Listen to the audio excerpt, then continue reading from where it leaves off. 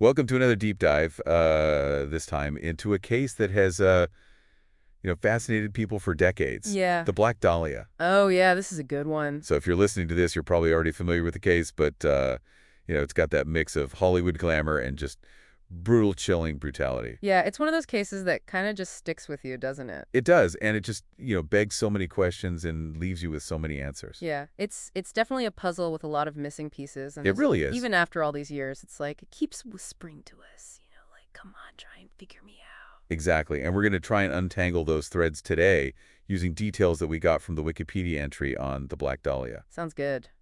So let's peel back the layers here, and I think the best place to start is with Elizabeth Short herself. Makes sense. Before the world knew her as the Black Dahlia, she was just Betty, a young woman from Medford, Massachusetts, born in 1924. Uh-huh.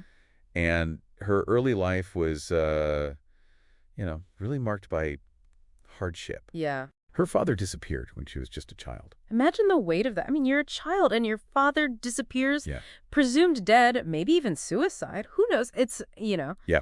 it really kind of sets a somber tone for her early life. Yeah. And then it gets even more complicated because... It's a twist. Yeah. Her father returns. Yeah. Out of the blue, prompting her to relocate to California. So, I mean, Yeah. you have to wonder, did that move kind of set in motion all that events that ultimately sealed her fate? Yeah, it's like a fork in the road, right? Yeah. One path leads to, maybe a happier life, and the other one leads to this tragic destiny. Right, exactly. And California, the land of dreams for so many, held its own darkness for Elizabeth. Uh-huh.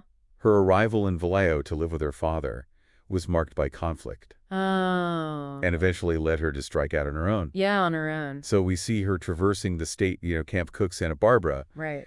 And there are whispers of hardship and even abuse that emerge during this period. Yeah, it's like every stop, every encounter adds another layer to this whole story. Yeah. And then she gets arrested for underage drinking in Santa Barbara. So maybe there's a little rebellious streak in her, a yearning to break free.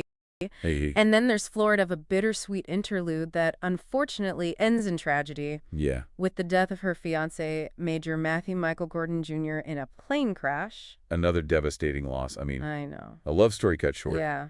And then in July 1946, Elizabeth arrives in Los Angeles, the city of angels, but also a city with, a very dark underbelly. Absolutely. Was she an aspiring actress chasing the Hollywood dream, or was there something more to her aspiration? That's the question, isn't it? It is. Some sources, they, portray her as this hopeful starlet, while others suggest she was just trying to find her way, Yeah. a young woman adrift in a city that's full of, fleeting promises. Right, and that brings us to a pivotal moment.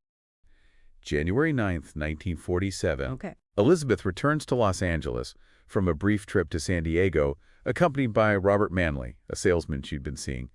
Manley drops her off at the Biltmore Hotel, supposedly to meet her sister. Uh-huh. But the details get really blurry after that. They do? Was she even seen at the hotel, or did she venture out into the city? Right. Maybe crossing paths with a darkness she never anticipated. It's a haunting question. It is. I mean, her final hours are just shrouded in ambiguity. Yeah. It's almost impossible to reconstruct her steps. It's like she vanished into thin air. It really is. And then on January 15th, Uh-huh. is the date that will forever etch her name in the annals of true crime. Yeah. A vacant lot on South Norton Avenue becomes the stage for a scene of just unimaginable horror.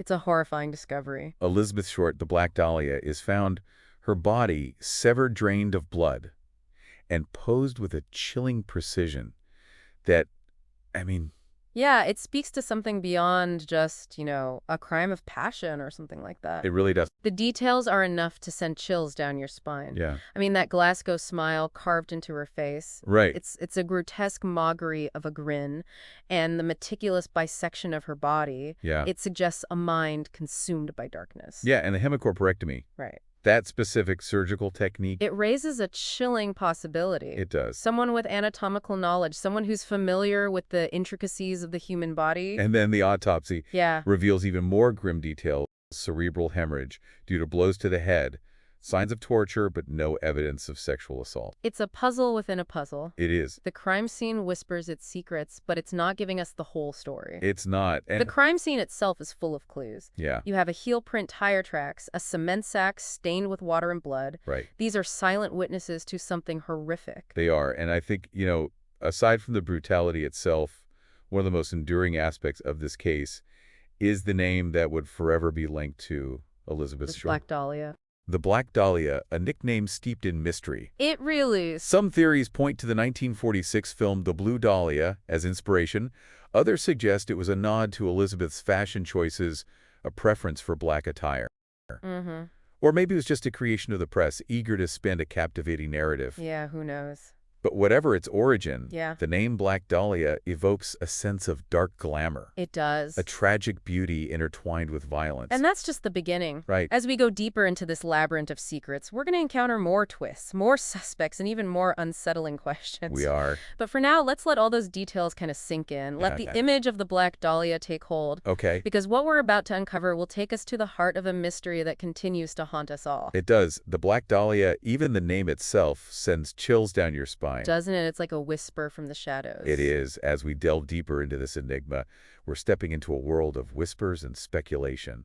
Yeah, and in a case like this, it's so easy for the line between fact and fiction to get blurred. It really is. So let's try to, shed some light on those shadowy figures who emerged as suspects in the investigation. Okay. We touched upon Mark Hansen earlier, the nightclub owner whose name was in Elizabeth Short's address book. Right. What more can you tell us about their connection? Well, that's the thing. Their relationship is still a bit of a mystery. Some Mhm. people say they were just casual acquaintances. Right. While others suggest there was something more. There may be a flirtation, a power imbalance, or even something darker lurking beneath the surface. And what about the fact that Elizabeth's belongings were mailed to the Los Angeles Examiner? Oh, yeah, that's a creepy one. Hansen admitted the purse and shoe found near the crime scene were hers. So, could this have been an attempt to mislead investigators or frame someone else? Well, it's certainly a possibility, isn't it? I mean, did Hansen have the means and connections to pull off something like that? Right. And if he did, what was his motive? Yep. Was he trying to protect himself, or was it something more sinister, like jealousy or a desire to control the narrative? It's a chilling thought for sure. Yeah. So let's shift our focus to Robert Manley, the salesman who was the last person known to have seen Elizabeth alive. Okay. He always maintained his innocence, and he passed multiple polygraph tests. He did, but polygraphs aren't foolproof. True. I mean, he was still there in Elizabeth's final hours, so it makes you wonder, Yeah. what was their relationship really like? Was it just a chance meeting, or did their paths cross in ways we'll never fully understand? It's like trying to piece together a puzzle with half the pieces missing. Exactly. And then there's the sheer number of people the LAPD interviewed, over 150. Wow. It shows just how massive this investigation was and how desperate they were to find answers. And yet the Black Dahlia Avenger, as he called himself in those letters to the Examiner, remained a phantom. He did his taunting letters and cryptic messages, just added another layer to this already complex case. It's like he wanted to be part of the story. It seems that way. You mentioned earlier a possible connection to the Cleveland torso murders. I did. The brutal dismemberments, the precision of the cuts, it's definitely eerie. It is. Could both cases be the work of the same person, some shadowy figure traveling the country, leaving a trail of carnage in their wake? Well, there was one suspect, Jack Anderson Wilson, who were investigated for both cases. Right, but he died in a fire before he could be charged. He did, so we'll never know for sure. Will we ever know anything for sure with this case? It's hard to say. And then there's the theory linking the Black Dahlia case to the lipstick murders in Chicago. Yeah, another series of horrific crimes. The handwriting in the Black Dahlia Avenger letters was eerily similar to the ransom note in the Chicago case.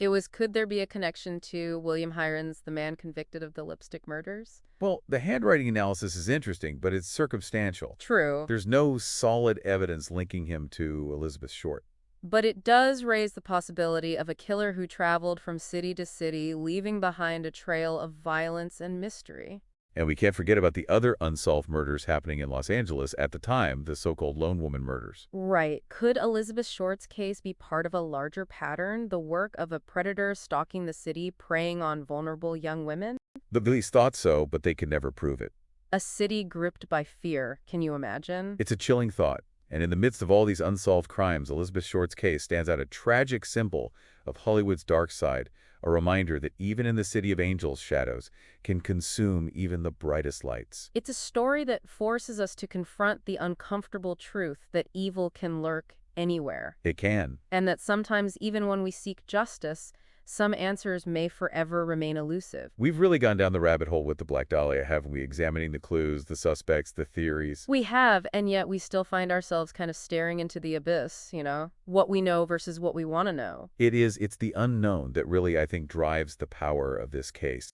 Yeah, I think you're right. It forces us to confront the darkness and the limitations of our own understanding. Yeah, I mean, some stories just don't have easy answers, and some puzzles just refuse to be solved. And yet we keep coming back to them, don't we? We do, poring over the details, looking for something someone else might have missed. It's like that need that humans have to make sense of the world around us, Right. to try and find order in all the chaos. Especially in a case like this with so much brutality. Absolutely. The contrast between her life and her death is just, Yeah, it's just tragic. and the media frenzy surrounding it all Oh, yeah.